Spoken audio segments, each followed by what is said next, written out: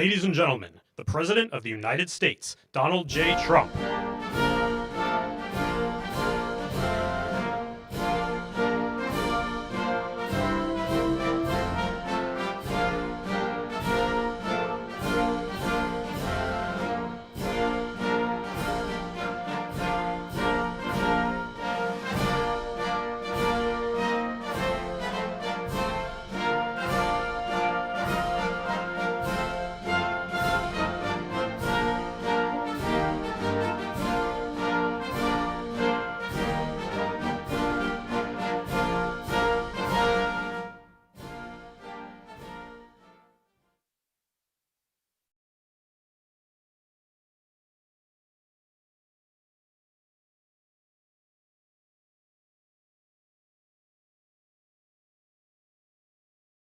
By far, I would say, and we're doing tremendous things. Our country is doing very well. You saw the numbers that got released today, yesterday. Deficits cut way, way, way back at levels that nobody's ever seen before, setting records. And the numbers coming into our country are unprecedented, and we're doing really well. We had a situation 3 days ago with Venezuela, and we're getting along extremely well with the people of Venezuela, both the people and the people that are running Venezuela. I just want to thank our military. What they've done is incredible. That was considered unprecedented, to go into a military fort with thousands of soldiers and others, and to come in with 152 planes going every which way, and very rapid speeds and helicopters, and to come out with no deaths and the loss of no equipment. It was pretty amazing. Nobody's seen anything like it. I was called by the leaders of numerous countries. I won't go into which ones, but the biggest and the strongest, and they said that was very impressive. They were all impressed. But today I'm delighted to welcome almost 24 of the biggest and most respected oil and gas executives in the world to the White House. It's an honor to be with them. We have many others that were not able to get in. I said if we had a ballroom, we'd have over 1,000 people. Everybody wanted. I never knew your industry was that big. I never knew you had that many people in your industry. But here we are. And if you, in fact, if you look, come to think of it, wow, I got to look at this myself.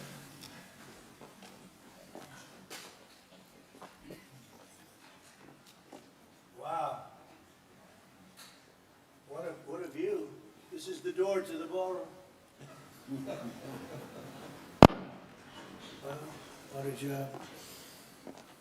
Unusual time to look, but I figure we might as well do it. If the fake news would like to go back and take a look, you can, but you'll see a very big foundation that's moving. We're ahead of schedule in the ballroom and under budget.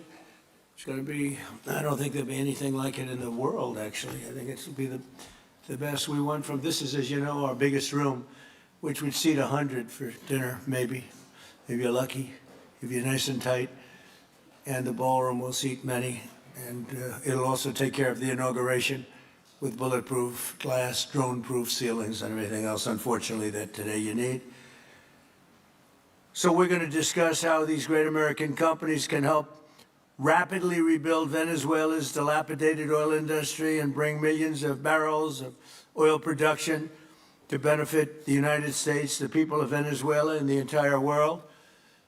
And yesterday, the number is 30 million barrels. I can't even, is that a correct number? 30 million barrels. You hear that, Peter? Of oil was given to us by Venezuela. That's a lot of oil. It's about $4 billion worth, and it's on its way to the United States right now. And we want to thank Venezuela for that. And we're working very well with them, obviously, or they wouldn't have been so generous. But they respect us again. They didn't respect us at all before. So that's money that goes to the United States. Some will go to Venezuela, and some will go to the oil companies, but not that, because that's already been extracted. So when you're not getting any of that, but when you start extracting, you'll get. But it's tremendous reserves, among the biggest in the world. Some people say it is the biggest in the world. And we're going to be working with Venezuela. We're going to be making the decision as to which oil companies are going to go in, that we're going to allow to go in. Going to cut a deal with the companies. We'll probably do that today or very shortly thereafter with Chris and Doug. And we're dealing with the country, so we're empowered to make that deal. And you'll have total safety, total security. One of the reasons you couldn't go in is you had no guarantees, you had no security, but now you have total security. It's a whole different Venezuela, and Venezuela is going to be very successful. And the people of the United States are going to be big beneficiaries because we're going to be extracting, numbers of, in terms of oil, like, few people have ever seen, actually. So you're dealing with us directly. You're not dealing with Venezuela at all. We don't want you to deal with Venezuela. Let me thank Vice President J.D. Vance, who's doing a fantastic job. Secretary of State Marco Rubio, likewise a fantastic job. I have good people. I like them better than my first group. But we had a great, despite that, we had a great first term. We had some great people there too, by the way. But we had a great first term. We had the greatest economy in the history of our country in the first term, but this is blowing it away. And you haven't seen anything yet. Everyone's been shocked by the numbers, 5.4% GDP. And that's despite the fact that we were badly hurt by the Democrat shutdown, of which they'd like to see if they could shut it down again. Secretary of the Interior, Doug Burgum, who's fantastic. Secretary of Energy, Chris Wright, recommended by Doug as being the greatest oil man anywhere in the world, because I wanted Doug for that job, energy, and Doug said, no, sir, there's a man named Chris Wright. I said, who the hell is Chris Wright? He said he's the most talented oil man anywhere in the world. I doubt you can get him, because typically oil men make a lot of money, and women. They make a lot of money, but Chris came. You took one of the greatest salary cuts probably in history, Chris, right? But he's a fantastic person, loves our country, and many other important members of this team. And I want to thank them for their efforts. As you know, last week, the United States Armed Forces performed one of the most spectacular military operations in American history, apprehending the outlaw dictator Nicolas Maduro for his crimes against the United States, crimes for which he has now been indicted and is in federal court awaiting trial. And he killed many people, millions of people, actually, and allowed jails, prisons, mental institutions, insane asylums, drug dealers, drug addicts to pour into our country totally unchecked because of Sleepy Joe Biden's policy of open borders, the stupidest thing I've ever seen. We're getting them all out. The departure of Maduro makes it possible an incredible future for both nations, Venezuela and the United States, in which we will more closely integrate the economies of two major energy powers in the Western Hemisphere. Energy coming out of Venezuela was very small. One of the things the United States gets out of this will be even lower energy prices. We have people now getting gasoline for $1.99, $1.96, $1.95, $1.92 yesterday, somebody. And it used to be $3.50, $4, $5 a gallon. Think of that, $1.99. Decades ago, the United States built Venezuela's oil industry at tremendous expense with American skill, technology, know-how, and dollars. But those assets were stolen from us, and we had presidents who did nothing about it.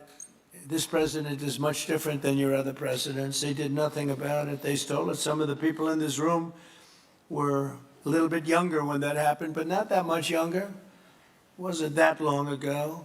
But they stole our assets like we were babies, and the United States did absolutely nothing about it. So now we're doing everything about it. Now we're doing 500% about it, but it's a long time after the act took place. So they stole from us, and it was taken by socialists and communists at the time, and Venezuela was going bad, really bad. And as much oil as they have, they're producing almost nothing,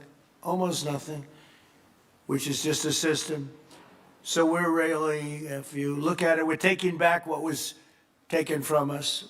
They took our oil industry. We built that entire oil industry. Started a long time ago, but they took it, and they were very ungracious to this country. But now they're being very nice. American companies will have the opportunity to rebuild Venezuela's rotting energy infrastructure and eventually increase oil production to levels never, ever seen before. When you add Venezuela and the United States together, we have 55% of the oil in the world. The United States is number one. We have them drilling. Drill, baby, drill was my campaign. And Doug and Chris, I think we're setting records on drilling right now and taking oil without Venezuela. That's how we're getting the oil prices down. The plan is for them to spend, meaning our giant oil companies will be spending at least $100 billion of their money, not the government's money. They don't need government money. But they need government protection and need government security that when they spend all this money, it's going to be there so they get their money back and make a very nice return. The plan is for them to spend at least $100 billion to rebuild the capacity and the infrastructure necessary. Venezuela has also agreed that the United States will immediately begin refining and selling up to 50 million barrels of Venezuelan crude oil, which will continue indefinitely. We're all set to do it. We have the refining capacity. It was actually based very much on the Venezuelan oil, which is a heavy oil, very good oil, great oil. It's fantastic for certain things like asphalt roads, best there is in the world for asphalt roads and other things. All of the companies here today are going to be treasured partners in bringing the nation of Venezuela back to life, restoring its economy, and generating great wealth for their companies and for their people, and also great wealth for the American people, and tremendous wealth for the companies that are going in. The companies that are going in, and if you don't want to go in, just let me know, because I got 25 people that aren't here today that are willing to take your place. So I just want to thank, these are people that I either know or I know of by reading lots of business magazines and journals and papers. These are the greatest oil people anywhere in the world. Harold Hamm, I see, is here. Harold, you know, there's a story about Harold Hamm that he can look at a piece of land, put a straw into the land, and oil pours out. Is that true about you?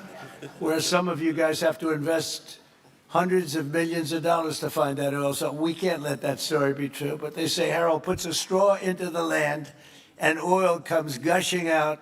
So you're not a big R&D person, are you, huh? He's called instinct for oil. Now, he's got other problems, but we won't talk about those problems. But he's been a great supporter of mine for a long time, haven't you, Harold? So congratulations. But we have, and I think Harold would agree, we have the greatest oil men and women anywhere in the world sitting in this room right now. And we have a lot of people that will be back to see us sometime next week. We're going to have another meeting for another group. But we're going to do this very quickly. We can have this done almost immediately.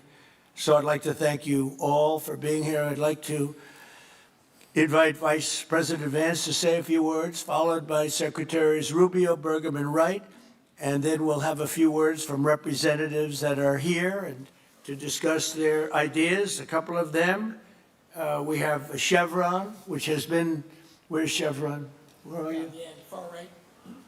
No, I thought you'd have a better location. You were the only one that was there for all that. I used to call you and say, what the hell is going on with Venezuela? He stuck it out. I don't know if you made money or not, but you stuck it out. I got to give you a lot of credit for that. Mark Nelson, thank you very much. Exxon CEO Darren Woods. Darren, thank you very much. How's Exxon doing? Okay? They'll do a lot better now, won't they, huh? Exxon's been amazing. It's been an amazing company. And ConocoPhillips CEO Ryan Lance, thank you very much. So you guys could say something, and then we'll take some questions from the press. And if anybody else would like to speak, we'll have you speak. We have all the time in the world. This is a big subject. This is massive wealth. And more importantly than massive wealth, it leads to lower taxes and a lot of jobs for Americans and for Venezuelans, but for Americans in this case. And I just, again, appreciate you all being here. And I'd like to ask JD to say a few words, please. Thank you.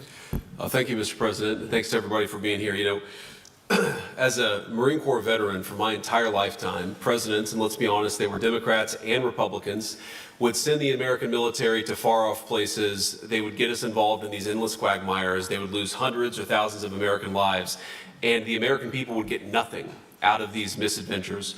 And now you have an American president who's empowered the American military to stop the flow of drugs into our country and to ensure that we, as opposed to our adversaries, control one of the great energy reserves that exists anywhere in the entire world. And he did it without losing a single American life in the process. It was an amazing operation. It's going to make our country richer. It's going to make our country more powerful. It's going to make our country safer. And it's going to lead to the decline, the further decline of drug overdose deaths in the United States of America.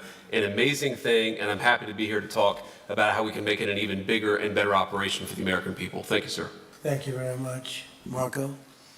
Thank you, Mr. President. And I think this is a reminder that everything this president does, everything President Trump does is with the American people in mind. It was not in the national interest or national security of the United States and of our people to have in our own hemisphere a country, not just with vast energy reserves, but controlled by an indicted narco-trafficker who flooded our country with illegal immigration, including drug gang members, openly cooperated with drug gangs, and by the way, stole the wealth of that country to fund a repressive regime and also benefit adversaries such as Iran. All of that is now changing.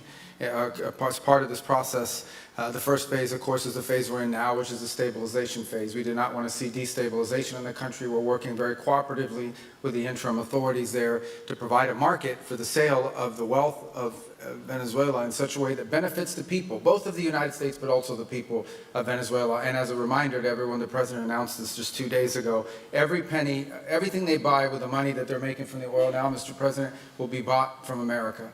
And that includes everything from equipment for the oil industry to food to medicine and everything in between.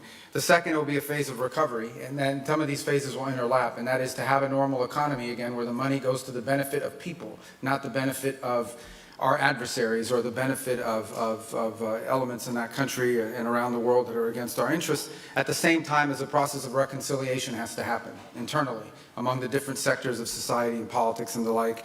And finally, the third phase, which is the most important of the three, is when the country fully transitions into a normal country that we have strong economic and diplomatic and relations with, that is friendly towards the United States, that's not a foothold for our adversaries, that serves our interests, but also the interests of the people. It'll be a country that is wealthy, a country that is prosperous for the people, not for a handful of criminals, but also a country that is supportive of our interests in the region and throughout the world. And we thank you, Mr. President, and the team you've assembled that have brought us to this point. A lot of work remains, important work, but this is historic. Okay. Thank you very much. Doug?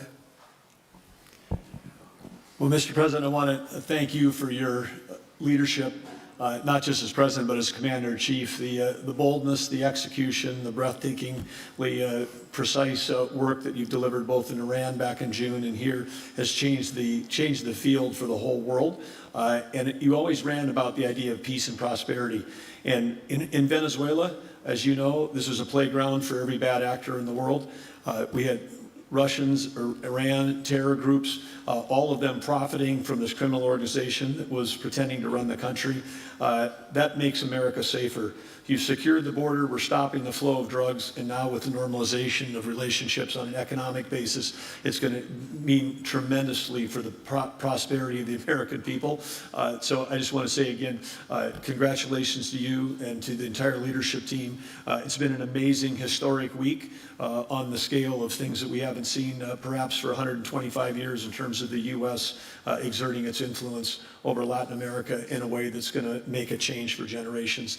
And on behalf of all the oil executives that are here today, Chris and I want to say thank you to all of you. It's your technology, your innovation that has put America in the place where today we are the most energy dominant country in the world. And that position is what's allowed us to take the action that we're taking with statecraft, with military action. None of that would happen if we were dependent on everybody else for energy. So you're a big part of the reason that we're able to move the way we are today, and we're grateful that you're here to be part of the solution going forward.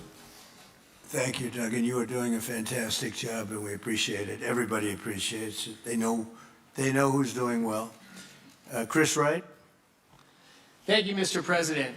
Yeah, what we've seen in the last week is leadership matters and credibility matters. Venezuelan oil has been sanctioned for many years, and the oil just flew, those sanctions were not enforced. That oil just floated out trafficked by bad actors of the world. The resources weren't gone to a central place. The corruption and decline of Venezuela has been a crisis for the people of Venezuela. And as Secretary Rubio said, massive spillover effects in the United States, in crime, in drugs, in kidnappings, and in taking a huge resource base and making it not exploited, not developed. The whole world is a poorer, less opportunity-rich place because of that. When you have materials underground, they've been underground for 1 million years. That does not make them a resource. That does not make them valuable for your country, your people, or the world. They only become a resource with technology, with capital, with rule of law, and a system of governance that encourages the harvesting of those resources to make the better world. And we see here the dramatic contrast between the United States, which may have less oil underground than Venezuela. We have 20 times the production of Venezuela, 20 times the impact of human betterment, massively better quality of living here in the United States. That was at risk under the last administration. We've seen a lot of attacks on the energy that makes the world go round. President Trump's election has removed those risks, has embraced reality about how the world is energized, and we are at record production of oil in the United States, record production in natural gas in the United States. We've seen a meaningful decline in gasoline prices, diesel prices, travel prices because of jet fuel.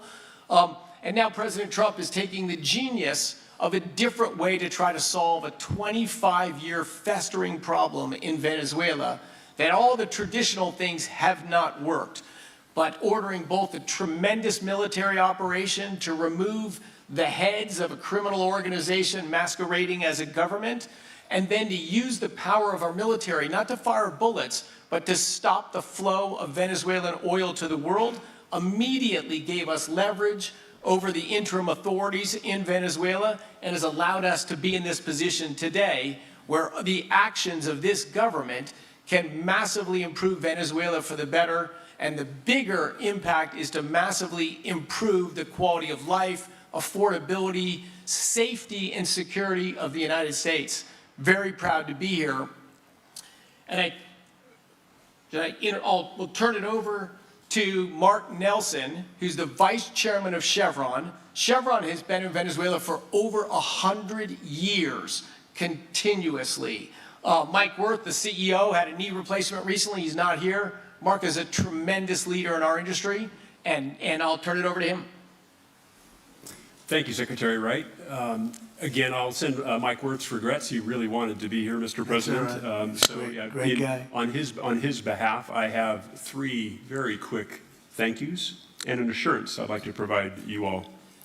The first thank you, Mr. President, is to you. It's thank you for convening this gathering. It's thank you for your leadership, and thank you for continuing to keep American energy domination in the forefront. So thank you for that. Thank you very much. The second thank you actually is to the cabinet. So Secretary Rubio, Secretary Berg, Secretary Wright, your ability and commitment to continue to engage with the parties around the table to keep the world working is greatly appreciated. So thank you for that. And the final thank you actually would go to our Venezuelan employees of Chevron. They have been working tirelessly to operate safely, protect the environment in country, and their dedication and skill will help us in this next chapter. And finally, I'll close with the assurance. For more than a century, Chevron has been a part of Venezuela's past. We are certainly committed to its present, and we very much look forward as a proud American company to help it build a better future. And so, Mr. President, thank you for your leadership. And you really suffered there. You stuck it out. A lot of people left. A lot of big companies left. Many of the people sitting at this table left because of the safety risk and other risks. But you stuck it out. I give you credit for that. Sometimes it was hard. I remember 6 months ago I told you to stay, just stay. Things are going to happen, you'll be very happy. I didn't know they were going to happen this fast or this conclusively. One thing I think everyone has to know is that if we didn't do this, China or Russia would have done it. And if China or Russia were a next-door neighbor, because essentially this is not around the other parts of the world so far away where you fly in an airplane for 24 hours before you get there. This is sort of a next-door neighbor if you think about it. And I told China and I told Russia, we get along with you very well. We like you very much. We don't want you there. You're not going to be there. And if we didn't do this, China would have been there and Russia would have been there. Maybe they both would have been there together, but they're not going to be there now. One thing I will tell them, and I will tell you, that we are open for business.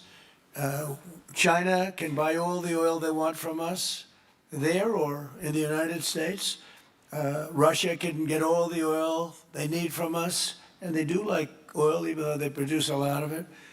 But China, Russia, and everybody else is able to go, and we'll be open for business almost immediately.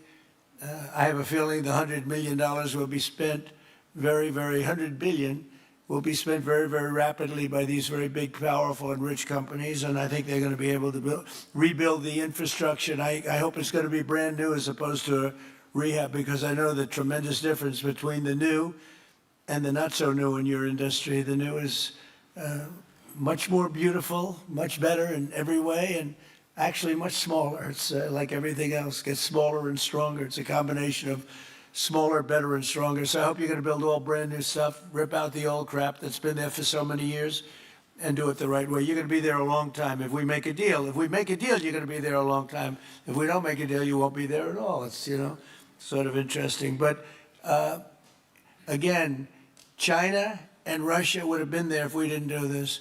And the other thing people ask about the second wave, I don't think it's going to be necessary. We have an armada, a giant armada like nobody's ever seen in that part of the world.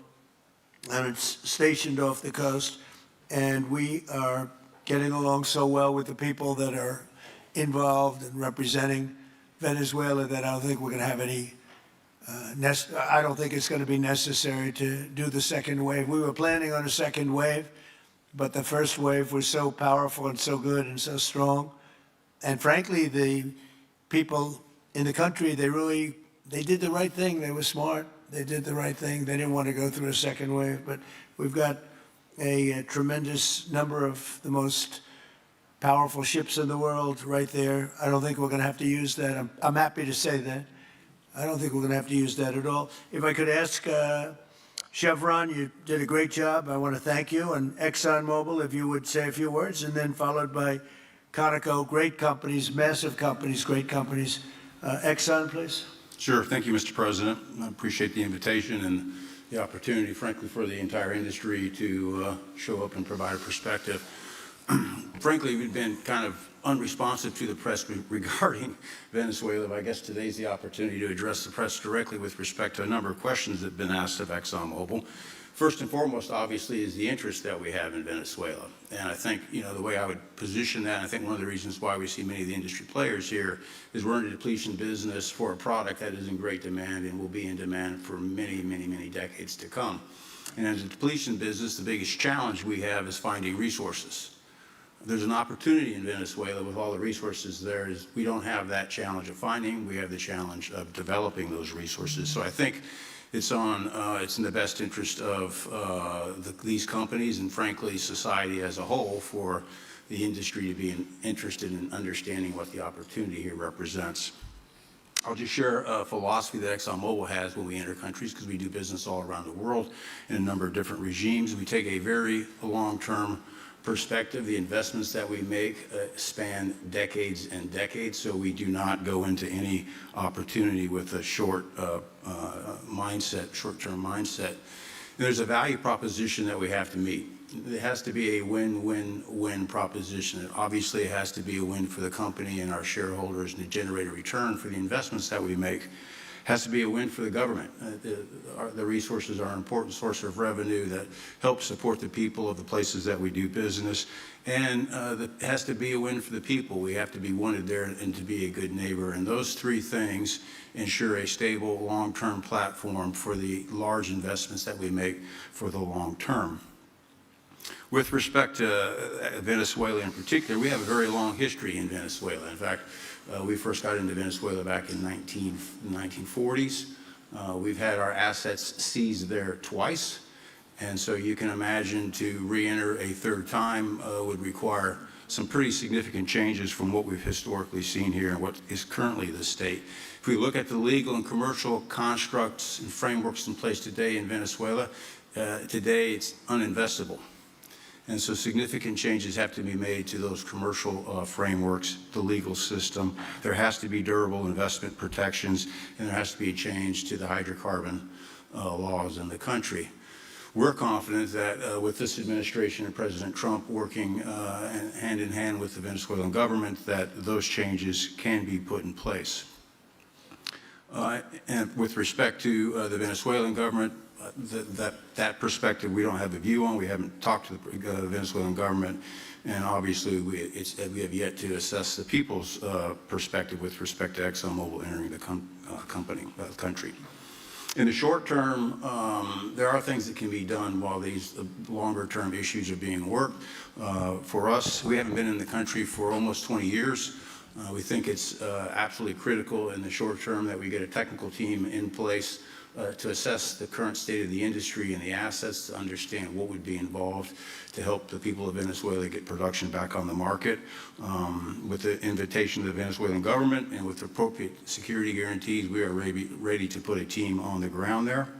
We also have a integrated set of capabilities from production to refining to trading, and I think we can be of assistance to getting the Venezuelan crude to market and realizing a market price to help, again, with the financial situation in Venezuela.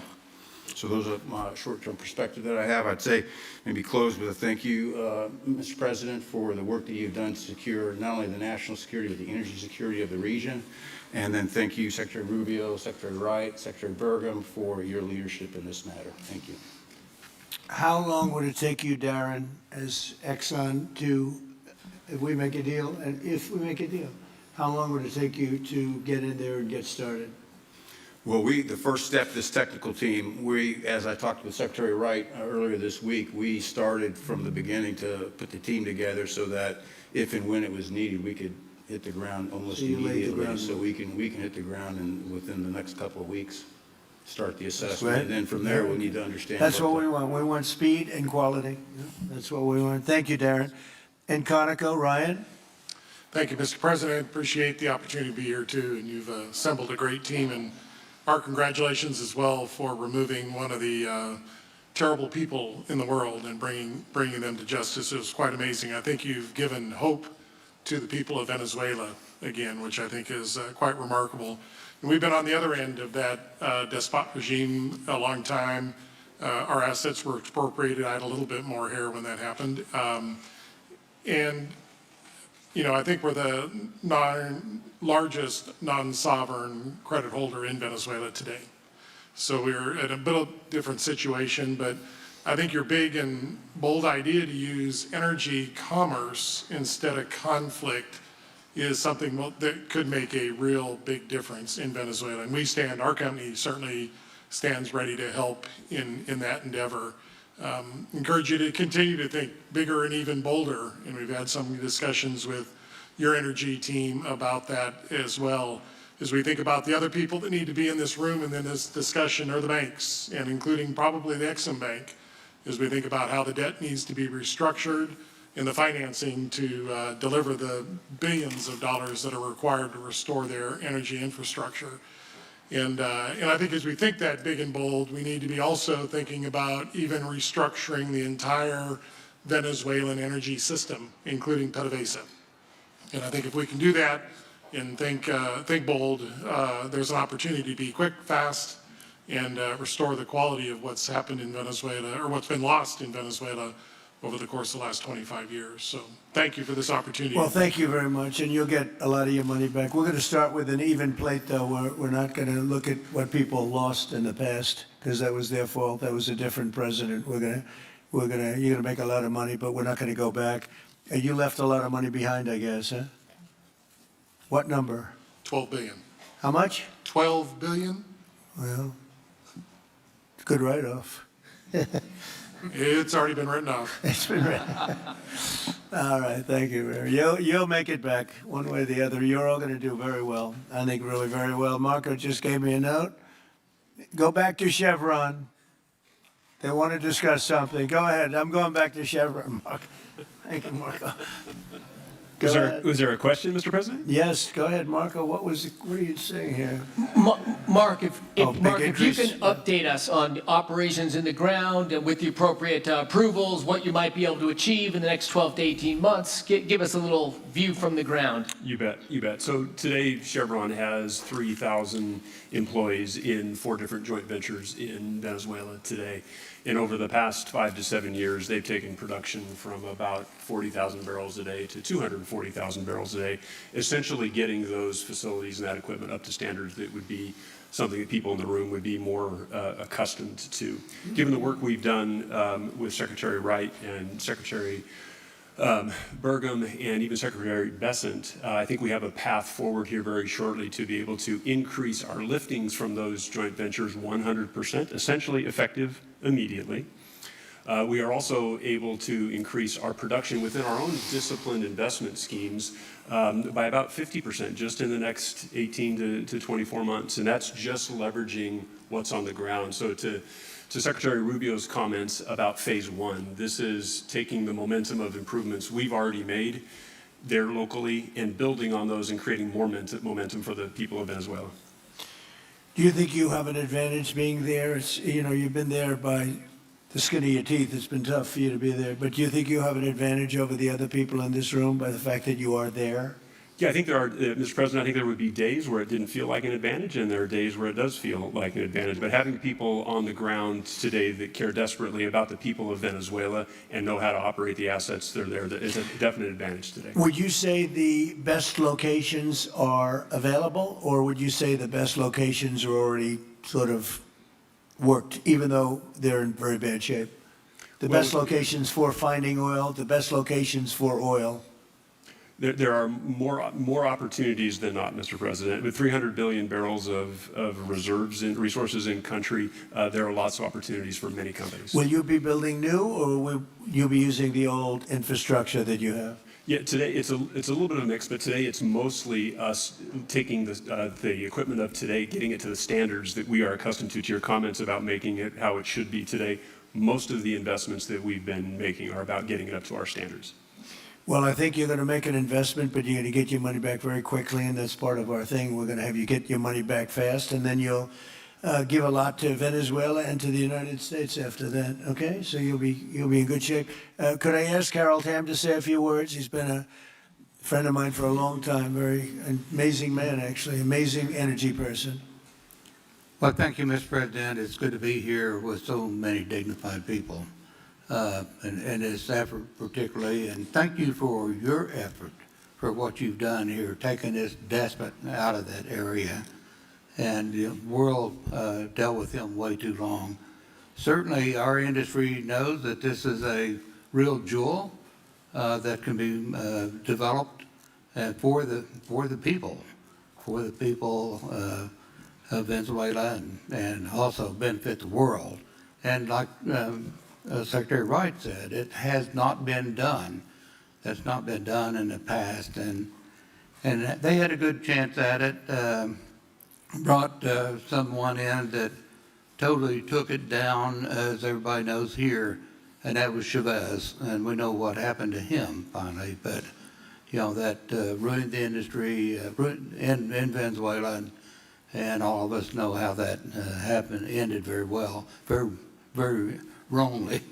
So anyway, we're glad to see what's happened here and look forward for the opportunity for a lot of people in this room, but also for America and the country itself. Are you going to be involved in going in? Because, you know, he's in North Dakota and he's in Oklahoma and some incredible places. It's a little bit different, but there's no doubt about you won't have to worry about the straw too much here. You can just go at it. Are you going to be one of the participants? Well, certainly, you know, I'm an oil finder, like you said. You know, Barry Spitzer, you know, told that story. The coach. And he's kind of exaggerated a little bit. It doesn't come out that quite that easily usually. But anyway, great story. I love it. And I love Barry. Barry's the one that told me this. Yeah, he's a champion, you know, in a lot of ways. So love that story. Certainly, it excites me as an explorationist. You know, everybody has that in their blood, and you know, it is a very exciting country and a lot of reserves, and so it's got its challenges, and the industry knows how to handle that. And like Darren said, you know, you go in with your eyes open and do the best you can with the team you got. So Well, you're going to have something that they never had really here is tremendous security. You're going to be very secure, very safe, physically safe in addition to financially safe. So it's good to see you, Harold. Thank you very much.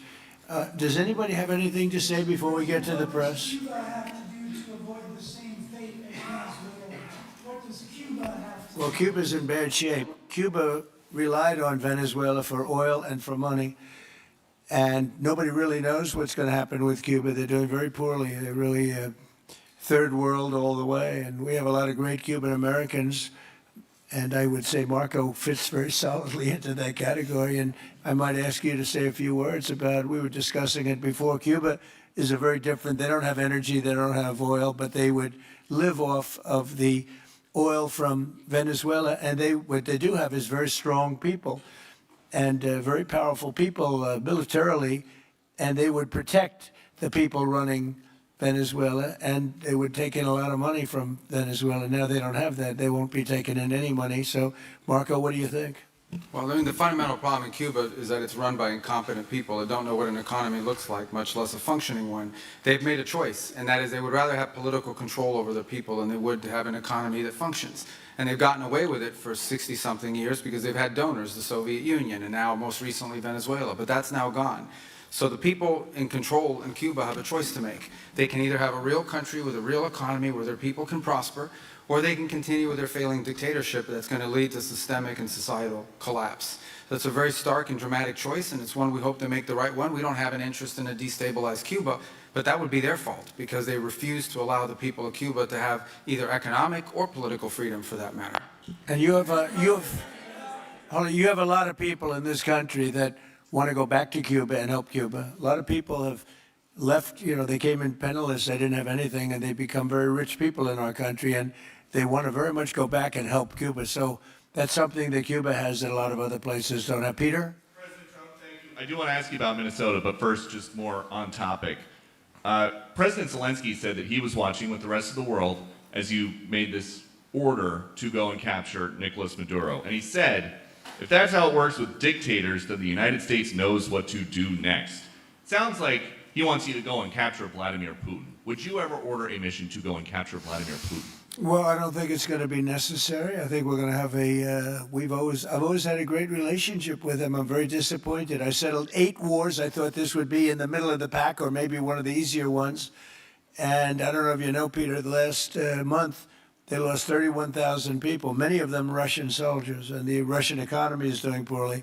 I think we're going to end up getting it settled. I wish we could have done it quicker because a lot of people are dying, and mostly soldiers. You know, they get hit in Kiev and they get hit a little bit here and there, and people are dying there too. But largely, it's the soldier population.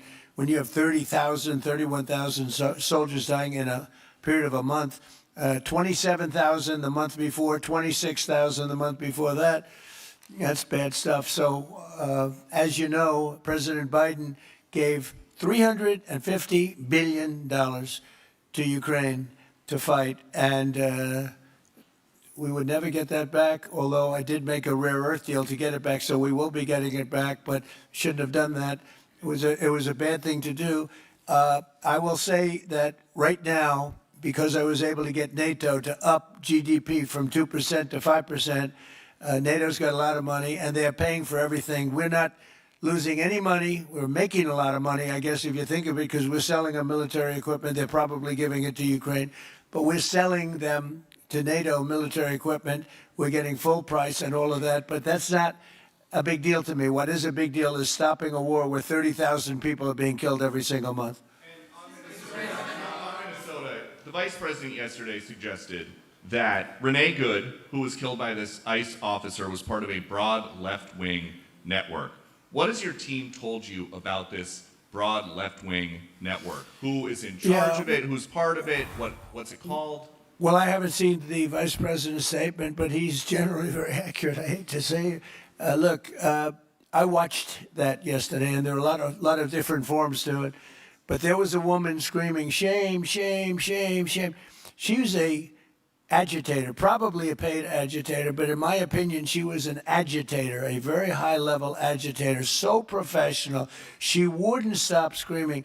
I said, this isn't a normal situation. This is a professional troublemaker, because you heard it and I had it. Now, I will say this, the news sort of turned her down, turned her off, because you're trying to watch. She was so loud and so crazy and just not normal. When somebody sees something like that, they don't go screaming and the same words. So I guess you could say professional, but I didn't think she did a very good job. You have agitators, and we will always be protecting ICE, and we're always going to be protecting our Border Patrol and our law enforcement. Yeah. In your conversations with these oil executives today, did you provide any security guarantees so that they can do their work safely in Venezuela? Yeah. And separately, Mr. President, they will have those guarantees, yes. And separately, Mr. President, I'm curious in terms of the future of Venezuela. Do you see Venezuela now led by Delcy Rodriguez as an ally of the U.S.? Is that the way that you view that country right now? They seem to be an ally, and I think it'll continue to be an ally, and we don't want to have Russia there. We don't want to have China there. And by the way, we don't want Russia or China going to Greenland, which if we don't take Greenland, you're going to have Russia or China as your next door neighbor. That's not going to happen.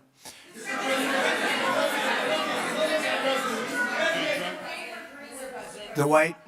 Mr. President, thank you. You just said that these companies would have security guarantees if they go in on the ground in Venezuela. They will have. And what is your plan there actually for these companies and those Americans who are going to be on the ground working for these companies? Well, there are going to be Americans. I assume they're going to be using a lot of Americans, but they're going to be using a lot of people from Venezuela and other places, I would imagine. But I would think that mostly they'll be using Venezuelan workers. They have a lot of great workers. They have a very high unemployment rate, and they have workers that are very familiar with taking oil out of the ground. Yeah. How long do you think the Ayatollah will be in power after what we've seen play out on the ground there? When is the U.S. going to get involved now that reports of protesters being killed on the ground? So Iran's in big trouble. It looks to me that the people are taking over certain cities that nobody thought were really possible just a few weeks ago. We're watching the situation very carefully. I've made the statement very strongly that if they start killing people like they have in the past, we will get involved. We'll be hitting them very hard where it hurts. And that doesn't mean boots on the ground, but it means hitting them very, very hard where it hurts. So we don't want that to happen. There have been cases like this where President Obama totally backed down. But this is something pretty incredible that's happening in Iran. It's an amazing thing to watch. They've done a bad job. They've treated their people very badly, and now they're being paid back. So let's see what happens. We're watching it. We're watching it very closely. Go ahead, please. Yes, go ahead. Thank you so much, Mr. President. Do you have any comments in reaction to the recent attacks by the Syrian government alignment groups against US-backed Kurdish forces in Aleppo, Syria, which killed dozens of civilians and displacing many families? Does your administration bring peace between the Kurds and the Syrian government? I want to see peace, yes, I do. The Kurds and the Syrian government, we get along with both, as you know very well. They have been natural enemies over the years, but we get along both, and we want to see Syria succeed. And so far, I think they are succeeding, but this is just breaking out, and we want to see that stopped. Go ahead, please. Colombia, Gustavo Petro, in a few weeks. Do you hope this meeting with Gustavo Petro marks a new chapter, a new beginning in the benefit of the U.S. and Colombia relations? What country? Colombia, with the president of Colombia, Gustavo Petro. I had a very good talk with him yesterday, and he's been very hostile to us and to the nation and to me, called me a dictator, and lots of other things. Called Biden some terrible names, far worse than he called me. But he called yesterday through people, and he wants to meet, and that's fine with me. I've made up with people also, So we're going to have a meeting with him. We had a very good conversation. The people of Colombia are incredible people. Marco would know that better than anybody because he's married to a woman from Colombia. And I don't mean Columbia University. That would be, I'm not sure. I think I like Colombia, the country, better, if you want to know the truth. The people are... Hold it. The people are great people. I look forward to meeting with them. We're going to meet in the very near future. President of Venezuela here in the White House, would you greet her to discuss the fate of the oil? Yeah, well, I'm going to meet a lot of people, and we're going to meet, we meet a lot of people. When you end 8 wars, you get to know a lot of people, and I think it's very important. As an example, we have over $18 trillion. Think of that, $18 trillion coming into our country. A lot of that's coming in from foreign countries like Saudi Arabia and Qatar and UAE and others. And I get to meet a lot of people, but I will be meeting with various representatives of Venezuela, probably pretty soon. We haven't set that up. But the relationship that we have with the people that are currently running Venezuela is very good. We also have a young lady that received the Nobel Peace Prize. She's going to come in and pay her regards to our country, really, to me, but, I'm a representative of the country, nothing else. And she's coming in sometime next week, I think Tuesday or Wednesday, and we'll see how that is. But no, we're dealing with the people from Venezuela. We're dealing with them very well. I think they've been very smart in the way they've dealt with us, frankly, because that whole place could have been obliterated with one more strike, and we didn't want to do that.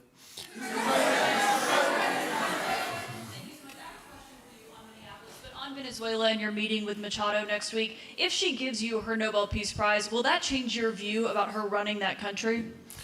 Well, I have to speak to her. I'm going to have to speak to her. She might be involved in some aspect of it. I will have to speak to her. I think it's very nice that she wants to come in, and that's what I understand the reason is, because Norway is very embarrassed by what took place. They're getting decimated. Look, whether people like Trump or don't like Trump, I settled 8 wars, big ones, some going on for 36 years, 32 years, 31 years, 28 years, 25 years, some just getting ready to start, like India and Pakistan, where already 8 jets were shot out of the air, and I got it done in rapid order without nuclear weapons. I can't think of anybody in history that should get the Nobel Prize more than me, and I don't want to be bragging, but nobody else settled wars. Obama got the Nobel Prize. He had no idea why. He still has no idea. He walks around, he says, I got the Nobel Prize. Why did he get a Nobel Prize? He got it almost immediately upon attaining office, and he didn't do anything, and he was a bad president. So, you should get the Nobel Prize for every war you stopped. These were major wars. These were wars that nobody thought could be stopped. President Putin called me, and he said about 2 of the wars that he's been trying to stop them for 10 years. He wasn't able to do it. He couldn't believe it. So in theory, you should get the Nobel Prize for every war you stopped. Every one of them was major. But I don't care about that. What I care about is saving lives. I've saved tens of millions of lives. The Prime Minister of Pakistan came here, and he made a very public statement. He said that President Trump saved minimum 10 million lives having to do with Pakistan and India, and that was going to be raging. So, but I'm honored that she's coming here. I look forward to meeting her, yes. Go ahead. The state officials there have said that the FBI is not sharing evidence with them. Typically, they would conduct a joint investigation, as you know. Do you believe that the FBI should be sharing evidence with state officials in Minnesota? Well, normally I would, but they're crooked officials. I mean, Minneapolis and Minnesota, what a beautiful place, but it's being destroyed. It's got an incompetent governor, fool. I mean, he's a stupid person. And it looks like the number could be $19 billion stolen from a lot of people, but largely people from Somalia. They buy their vote. They vote in a group. They buy their vote. They sell more Mercedes-Benzes in that area than almost, can you imagine? You come over with no money and then shortly thereafter you're driving a Mercedes-Benz. The whole thing is ridiculous. So they're very corrupt people. It's a very corrupt state. I feel that I won Minnesota. I think I won it all 3 times. Nobody's won it since Richard Nixon won it many, many years ago. I won it all 3 times, in my opinion, and it's a corrupt state, a corrupt voting state, and the Republicans ought to get smart and demand on voter ID. They ought to demand maybe same-day voting and all of the other things that you have to have a safe election. But I won Minnesota 3 times, and I didn't get credit for it. I did so well in that state every time. The people were crying every time after. That's a crooked state. California is a crooked state. Many crooked states. We have a very, very dishonest voting system. The last time I won, 24, the one that just took place, I won because it was too big to rig. You couldn't rig it. It was too big. But I won the state of Minnesota. It's a corrupt voting system with an incompetent governor, a very incompetent governor. And by the way, he's a very corrupt governor, too. Go ahead. I have a question on Iran, but first, very quickly on Venezuela. How do you provide total security guarantees to these companies without putting U.S. boots on the ground? Well, we're going to work with the Venezuelan leaders and people, and we're going to have a very safe group, and they're going to also bring over some security with them. You know, these are not babies. These are people that drill oil in some pretty rough places. I could say a couple of those places make Venezuela look like a picnic. These people around the table, these are tough people. They go into areas that you wouldn't want to go. They go into areas that if they invited me, I'd say, no thanks, I'll see you back in Palm Beach.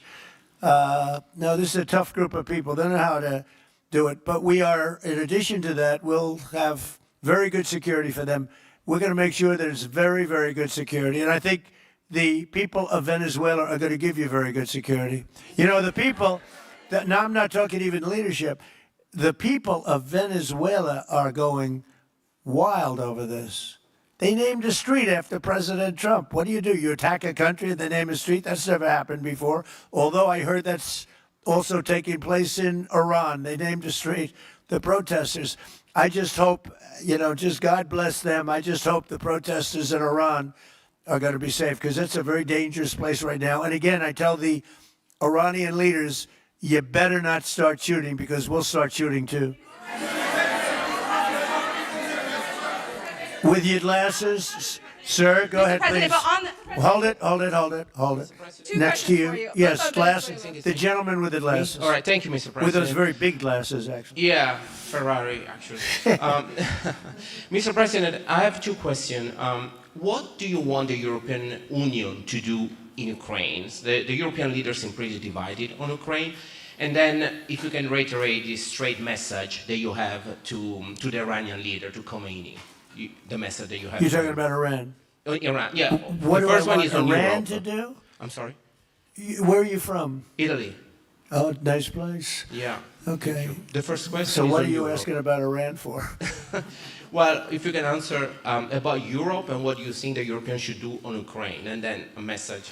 Well, look, Europe has been doing so much for Ukraine, but it hasn't been enough. And obviously that I would say that President Putin is not afraid of Europe. He's afraid of the United States of America, as led by me. There's no fear of Europe. You know, Europe's fallen behind, and Europe, and JD said it very strongly. I don't know, he took a lot of heat, but I didn't give him any heat. Europe is a different place. Europe is changing. Europe has got to get its act together. I love Europe. I guess I came from Europe, essentially. My roots are in Europe, but Europe is a different place. They have to get their act together. Now they've said they have a great NATO leader, and they've gone up to 5% from 2% GDP. That's a big step. But they have to be very careful with their immigration policy, and they have to be very, because, you know, I will just say, to be nice, that there are certain places in Europe that are very important that are no longer recognizable. I'm being very nice, I'm being very diplomatic when I say that. They are not recognizable, and they have to be careful on energy because they're putting windmills all over the place and losing a fortune.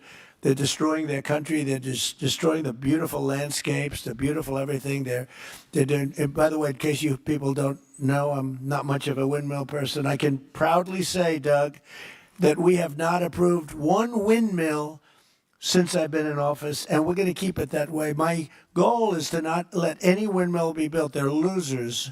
They lose money. They destroy your landscape. They kill your birds. They're all made in China. And all you have to do is, you know, just about all of the windmills are made in China, the structures. All you have to do is say to China, how many windmill areas do you have in China?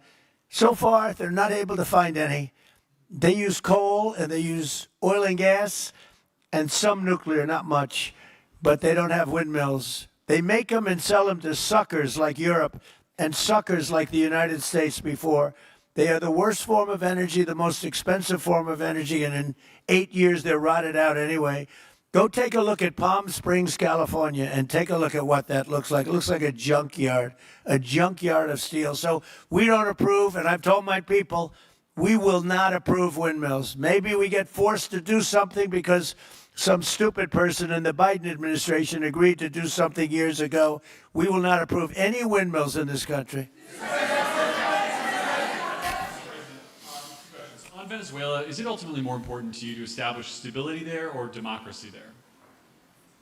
Well, you're talking about maybe the same thing. I mean, you're talking about stability or democracy. I don't know. To me, it's almost the same thing. We want stability, but we do want democracy. Ultimately, it'll be democracy. Peter? I do have a policy question, President Trump, but I'm having a hard time seeing here. I see the American flag lapel pin. What is the other lapel pin on Somebody your jacket? gave me this. You know what that is? That's called a happy Trump. And considering the fact that I'm never happy, I'm never satisfied, I will never be satisfied until we make America great again, but we're getting pretty close, I'll tell you what. This is called a happy Trump. Somebody gave it to me, I put it on. Thank you. And the policy question. How much money are you thinking of giving people in Greenland to get them on board with a possible U.S. I'm not talking about money for Greenland yet. I might talk about that. But right now, we are going to do something on Greenland, whether they like it or not, because if we don't do it, Russia or China will take over Greenland, and we're not going to have Russia or China as a neighbor. Okay?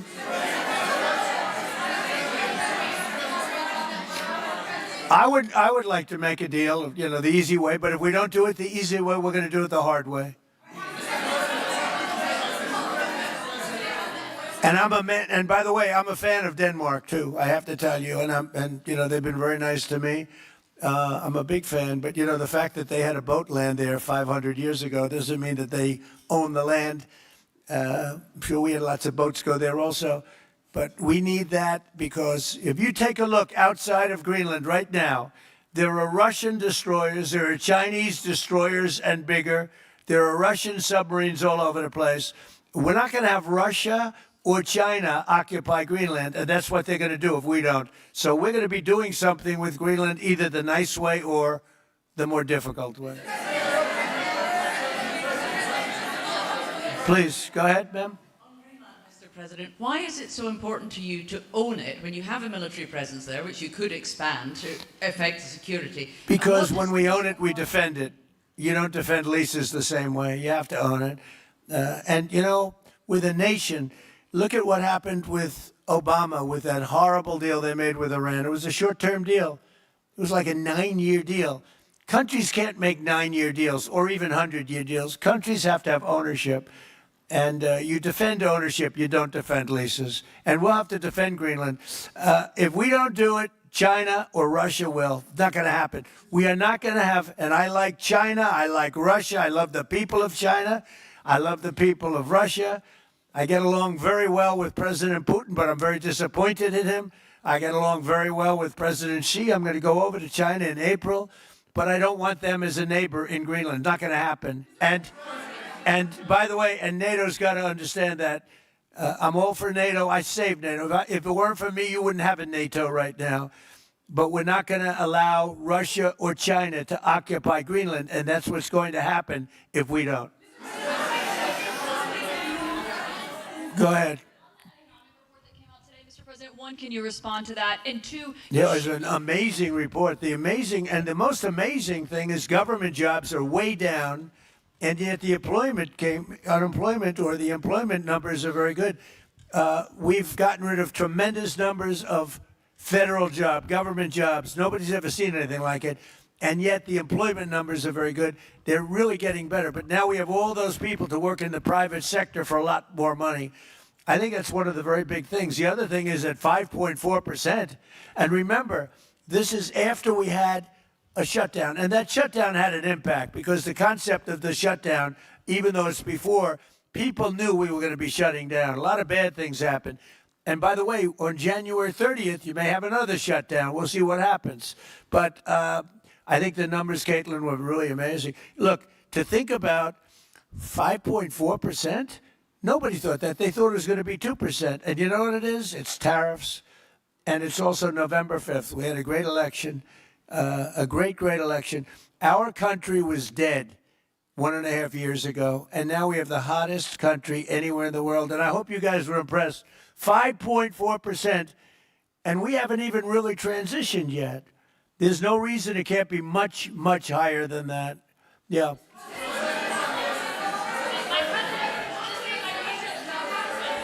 first off, can you respond to the manufacturing Let's give numbers? CNN a chance. You know, they've been fighting so hard to get back into the mainstream. Mr. President, you posted some numbers actually on Truth Social last night. People saying you posted the job data early when you're not supposed to obviously share it till the next morning. Did you do that on purpose? No, I don't know. If they posted them, I said post them whenever you get a chance. I don't know. They gave me some numbers. When people give me things, I post them. But the numbers are amazing. Yeah, please. Does the administration plan to distribute the money from the Venezuela oil sales? Is it, obviously you say it's going to go into these controlled accounts. Yeah. Would it go back to Venezuela in a Yeah. direct payment? Is it going through these goods? How do you plan to do that? Well, And we then I have want to a make second sure question. that Venezuela can survive. You know, Venezuela needs money, and we're going to make sure that they get money, and we're going to get money, and the oil companies are going to make something for the work they do, and they're going to get back their money. We're devising a formula, but it won't be so much of a formula. It's going to be what they need. We're going to take care of what they need. There'll be plenty left over. We're going to have a lot of money left over. And the money left over is going to the United States of America, and the oil companies are going to be very happy. Yeah, please. Thank you, Mr. Would the administration offer a backstop to these oil companies for like financial guarantees, some sort of backstop, if the country did destabilize again? That's a very interesting question. Using the word backstop, I haven't heard that word in a long time. That was at the Wharton School of Finance I last heard. That's a good term. We ought to use it more often. I hope I don't have to give a backstop. Look, these are very smart people, the smartest people. They're not only in oil and business. These are the biggest companies in the world sitting around this table. They know the risks. I mean, there are risks. We're going to help them out. We're going to make it real easy. They're going to be there for a long time. We're going to be there together for a long, long time. And they're going to be taking the oil, and they're going to be bringing oil prices down. They're going to make a lot of money. They're going to get their money back. They're going to be safe. The people of Venezuela are going to be big beneficiaries, and the United States of America is going to be a big beneficiary for what we've done. And you know, one other thing I might say, it's also very big for national security because, again, just like Greenland, we can't have China or Russia occupy Greenland. We can't have China or Russia occupy Venezuela. And if we didn't do what we did, China or Russia would have been in Venezuela. I think I can measure. Where's Mr. Chevron? So let me ask you, they would have been there if we didn't do this. Do you agree with that? They certainly have a lot of economic interests in country. There's absolutely no argument about that. They were trying to be there. I mean, you know, we had a Russia, I guess sort of I call it a semi-Russian ship yesterday that we took over, and Russia decided not to defend that ship against us. It's a big movement. The ship was loaded up with oil, and we took the oil, and it came out of that port. But Russia would be there or China would be there. And we want them to be there for a different reason. We want them, do you people agree? In particular, China, they need a lot of oil. Russia doesn't need so much, but Russia was there anyway. But I assume you agree that China would like to be doing a lot of business there by buying oil. And I want to just tell President Xi and President Putin, but more so in this case, President Xi, because they do need a lot of oil. And we are open for business in the United States, and we are open for business in Venezuela, right?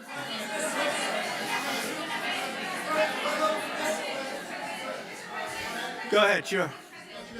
You know, I could take questions from these people all day long.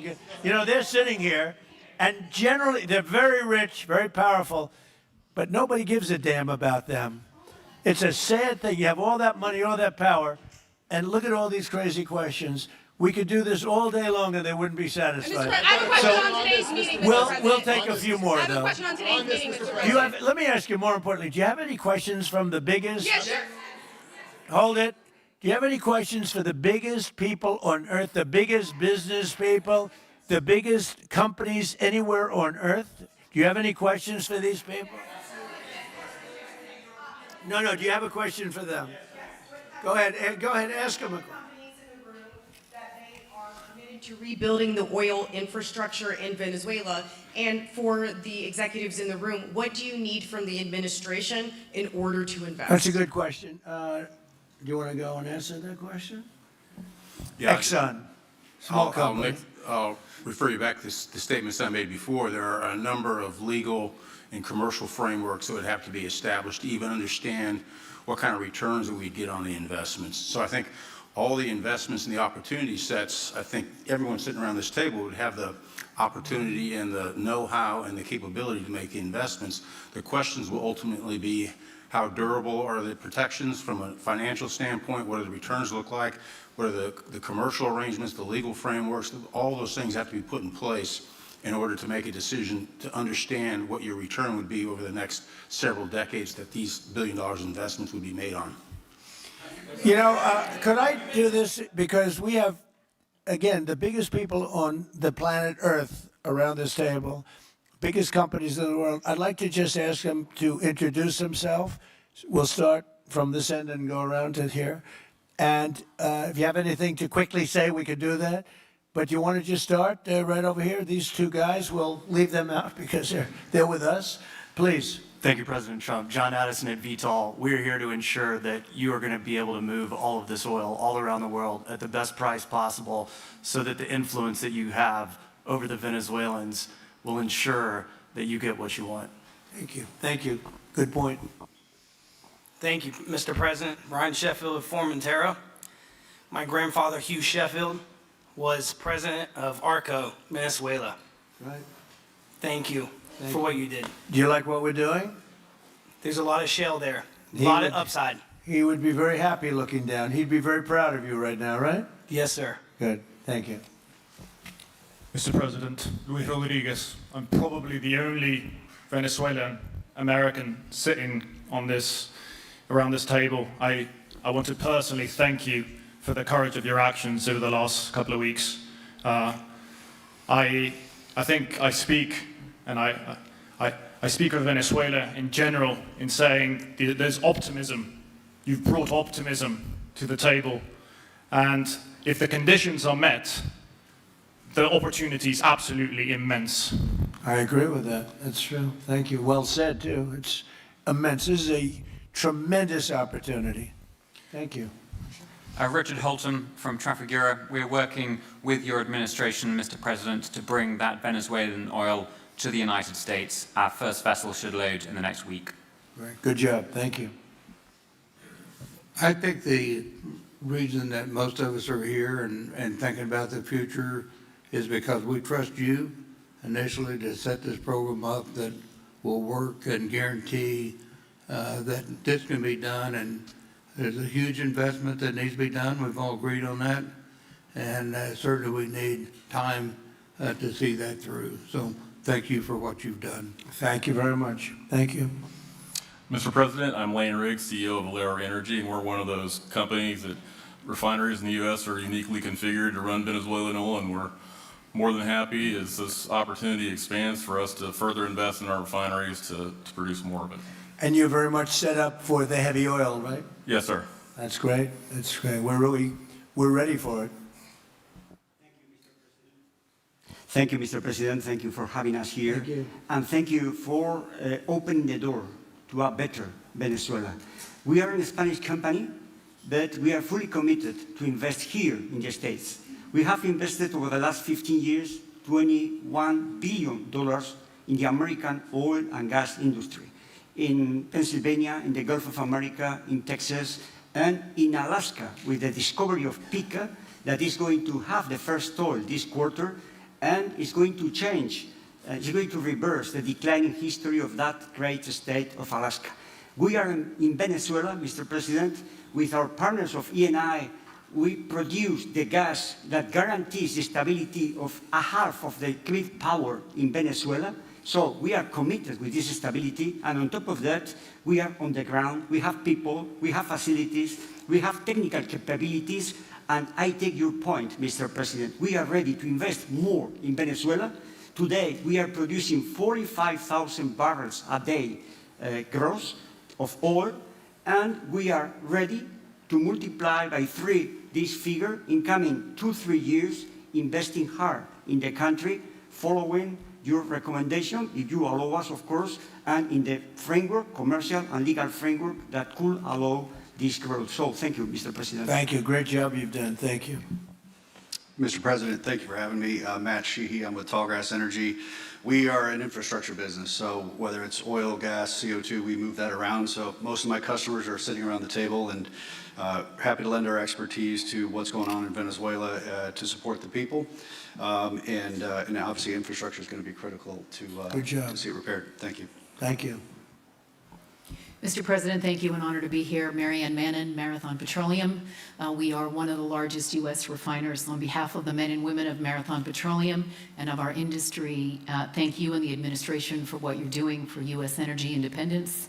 We have the ability and the capability of our assets to process Venezuelan crude, and the people of Marathon Petroleum stand ready to do so.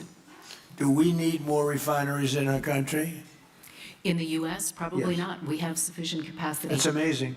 A lot of it was approved during my first term. We were getting you approvals that nobody could have gotten in Louisiana and other places, and they got built. Before that, it was a disaster. We didn't have the refineries. Now we do because of the first term. Please. Darren Woods, ExxonMobil. Okay, we'll go over here. Thank you, Mr. President. Jeff Hildebrand, founder and chairman of Hillcorp Energy, one of the largest private energy companies in America. Who's bigger, you or Harold? We're close. Huh? We're close. Harold. Absolutely, Mr. Ham. But thank you for your great, tremendous leadership in protecting the interests in the Western Hemisphere. The message that you have sent to China and our enemies to stay out of our backyard is absolutely fantastic. So thank you. Thank you very much. And finally, Hillcorp is fully committed and ready to go to rebuilding the infrastructure in Venezuela. You'll go there? You'll be going? Yes. Good. That's good. You'll be very happy. Thank you very much. Thank you, Mr. President. Jeff Miller, CEO of Halliburton Company. We are the largest American oilfield services company. We're the second largest in the world, been in business over 100 years. Started operations in Venezuela in 1938, long time in Venezuela. I personally lived there for 4 years and raised my kids there. So quite familiar with Venezuela, and just couldn't express gratitude more so for the opportunity to return to Venezuela under the stability that I know that this team and your team are able to deliver. And so When did you leave? Huh? When did you leave Venezuela? As a company, we left under the sanctions in 2019. So we had intended to stay, and then when the sanctions went into place, we were required to leave. But very much interested in returning. Have 600 Venezuelans with Halliburton today, all around the world. Look forward to putting them back to work. Great job. Great Thank job. you. You'll be back. Please. Mr. President, I'm Alex Granberg. My company, Aspect Energy, is one of the leading American international wildcatters. We've found significant fields in central Are and you a south. wildcatter? I'm a wildcatter. That's pretty cool, I'll tell you. I would have been a wildcatter too if I was in And you've been successfully wildcatting. We've found significant fields in Central and South America, in the Middle East, and in Europe. We're the leading oil producer in Hungary. But probably the most pertinent example is what a wildcatter does is take on risk and try to reduce it, and then other people come in and put more capital in later, so we're kind of kickstarters in the oil industry. We went into Kurdistan very early on, back when people told us it wasn't safe and we shouldn't do it. We found a big field there, and it ultimately has got to be developed along with one of my colleagues here to be one of the big leading fields in Kurdistan. We think that Venezuela has a tremendous amount of opportunity. If you look at the reinvestment required, the investment required, people are talking about hundreds of billions of dollars. But if you put that in perspective, that's 1 million barrels a day for 15 years is $220 billion net cash flow.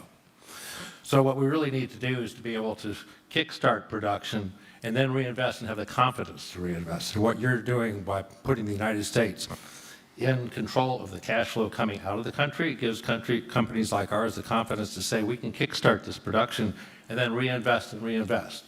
In Hungary, we've invested $1 billion in changing the trajectory of Hungarian oil production. We were only able to do that not because we could write a $1 billion check, we're a smaller company, but because we reinvest all of the cash flow back into new production. Good. Mark Nelson with Chevron. Sure. Thank you, Mr. President. I'm Claudio Scalzi in ICO, Italy. We started working in Venezuela in 1980. We have a lot of oil, but now just the gas is flowing because it's not under sanction. And as my colleague from Repsol said, we cover more than about 50% of the electricity in the country. So that is essential to avoid any kind of problem, social problem. We own about 4 billion barrels of reserves, so a huge amount in the Orinoco Belt and in central Venezuela. We have now in the country 500 people, most Venezuelan, and we are ready to invest. Clearly, we are ready to invest. We thank you for the big efforts and the efficiency of your action, and we are here. And we are here to work together with the U.S. We are also a big investor in the U.S. So I know that. We thank you again, and we are there. And we are also ready to join with American companies in our assets to develop and go faster with good investors and good know-how from the U.S. company. Yeah. Thank you. You've done a great job. Thank you very much. Mr. President Ross Perot, good to see you again. I'm chairman of Hillwood and HKN Energy. Been in the energy business 45 years, and we have been working with your team quite a bit. We have been in Kurdistan now for 19 years, along with Alex, and built a very good business. But now with your team, we're looking in Syria, we're now in Libya, and so we are very excited to look at Venezuela with you and your group, and look forward to continuing to build this great industry. Thank you very much. Thank you. Mr. President, thank you for having us here today. Wael Salwan from Shell. Of course, we have a huge presence here in the U.S., in the Gulf, as well as in Pennsylvania with a petrochemical facility, which I think we had the opportunity to host you at, as well as being one of the largest LNG off-takers of American LNG.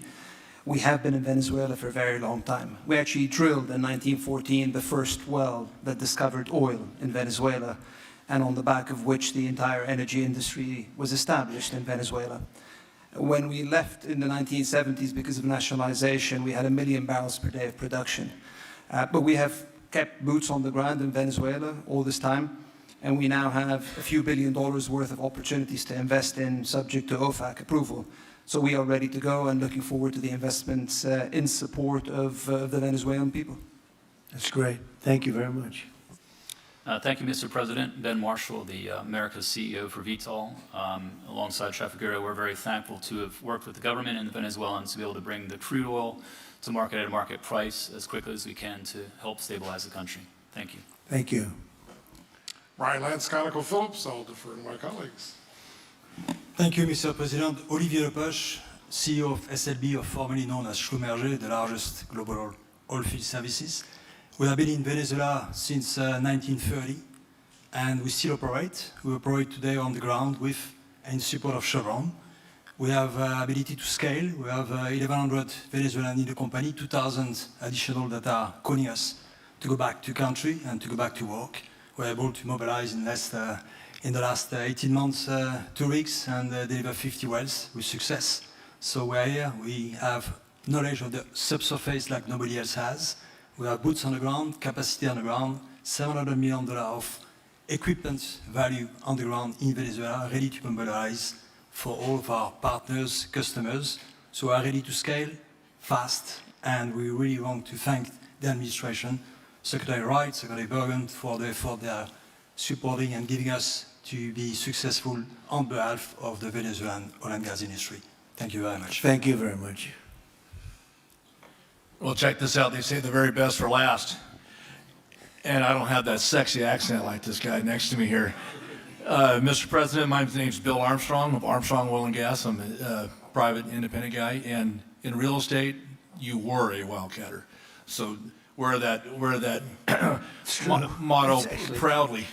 But like you, I was my own guy. I don't have shareholders. I don't have private equity partners, but I've been drilling all over the place. In fact, I had the largest discovery in Alaska, biggest discovery in 50 years in our country. I now control 8 million acres adjacent to Venezuela, so I'm already heavily invested in the area.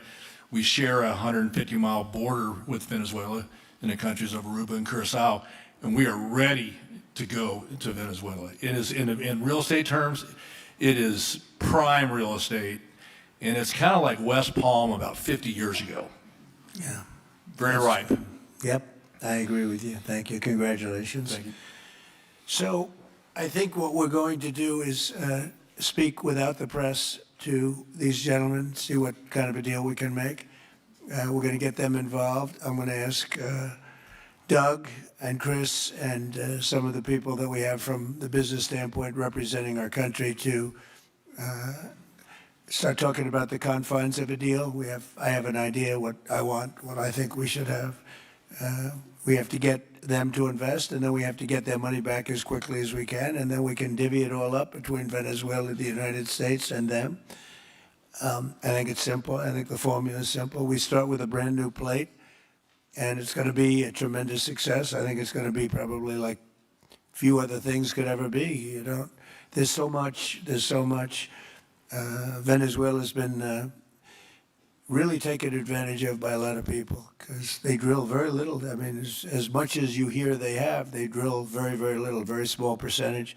But now that'll change, and it'll change very rapidly because these are the biggest people, and it'll change very rapidly. So if you don't mind, I'll ask the press to leave, and we will see what kind of a deal we're going to make with these geniuses, and I think you're going to come out very good. Thank you all very much. Thank you. Thank you.